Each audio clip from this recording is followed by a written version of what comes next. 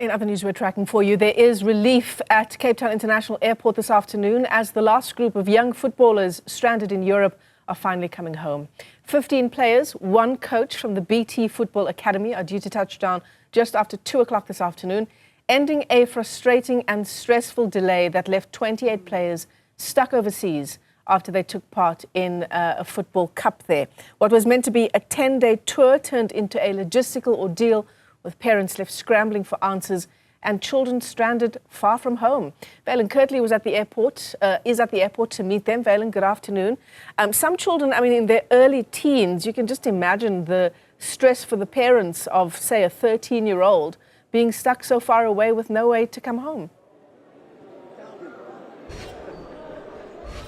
Thank you very much, Michelle. As a mother myself, I couldn't imagine the kind of stress that many of these parents and family members must have been going through. On Sunday, I managed to chat to the mother of an 18-year-old female football player, Asanati, who was also part of the group. And that's when we were alerted to the fact that the children had moved from Spain all the way through to Portugal. So over the last couple of days, they've been staying in Lisbon, and they've now been on a flight. They have flown via Luanda, and it's just a couple of moments' time before they actually touch down. There have been two groups that have already come and landed in South Africa yesterday afternoon and yesterday evening, and now the big, large final group from the BT Football Academy do touch down.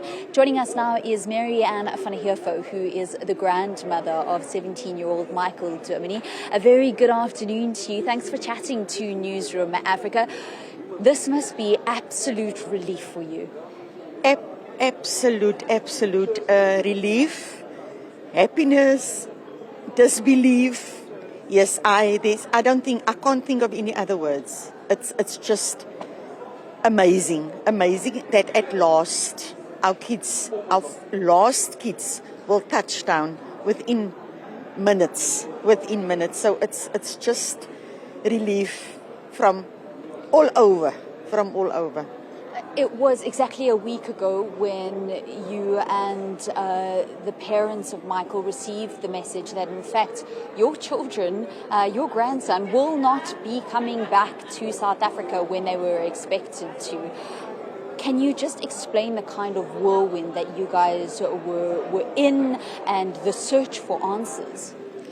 Yes, when the mother, we were actually busy thinking of getting ready to meet them because we knew they were going to board on that day, last week, Thursday. So, and then I got the call from his mother, Dominique, frantic, in tears, that this is happening, there is no return tickets for them. Yes, had to be there for her, and it just went from a phone call saying hello to running around up to this minute. And finally we were crying, we were anguished, we were running around because they asked for extra money, which we did not have.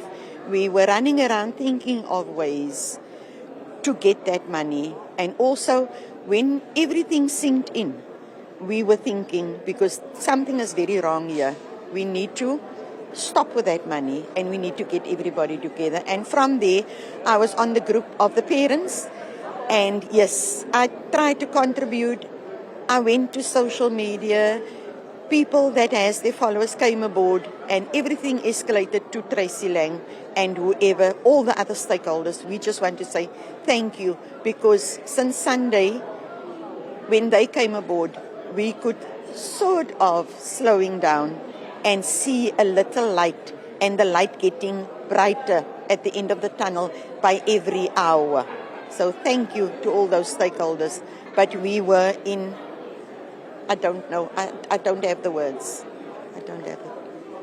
So not only were you worried about the safety of your grandson and whether he was eating and sleeping properly, but actually how you would financially be able to get him home after his parents had already undergone the cost of between 45,000 Rand and 50,000 Rand for a trip that was supposed to be all-inclusive. All-inclusive.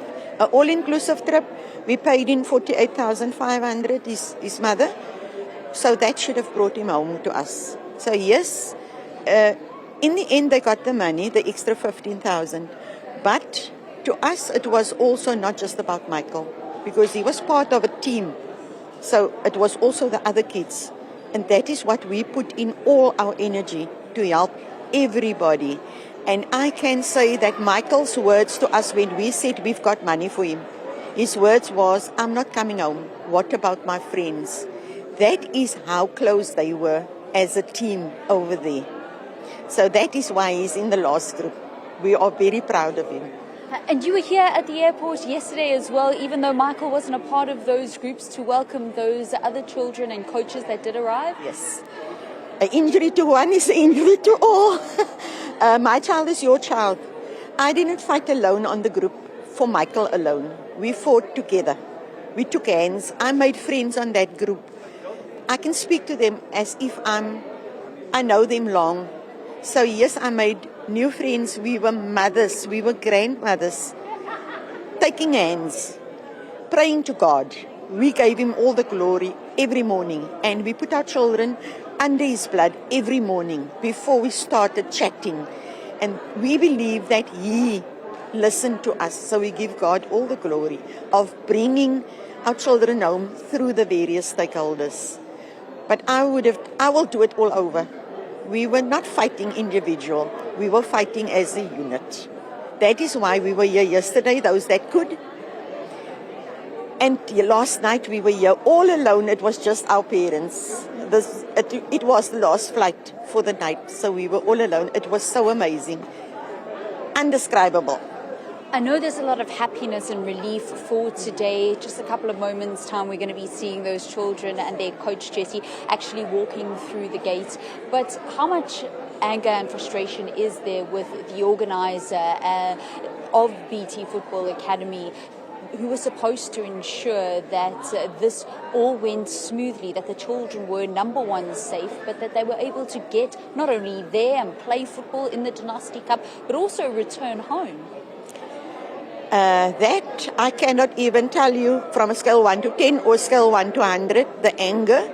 But I think all of us agreed that we are going to put that anger first a little to the back, because our first priority was getting our kids here.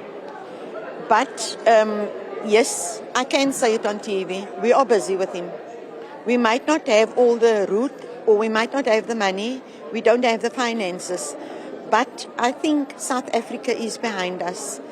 One thing from me personally, I would love to say to South Africa, we never as parents wanted our children with a one-way ticket. If we knew, we would never allow them to get on that plane. We had information of return tickets for the Wednesday and the Thursday via Munich and Frankfurt. So yes, blame us, but we never knew it's a one-way ticket. And that we will never forgive him for, because he worked with children. Do not mess with the children of South Africa. We're coming for you.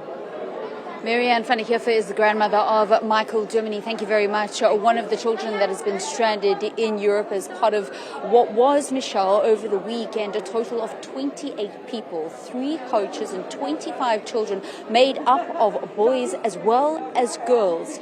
They played in a tournament, a friendly inter-club international tournament at the beginning of the month. Thereafter, they did a little bit of sightseeing in San Sebastian, and then they were supposed to come home.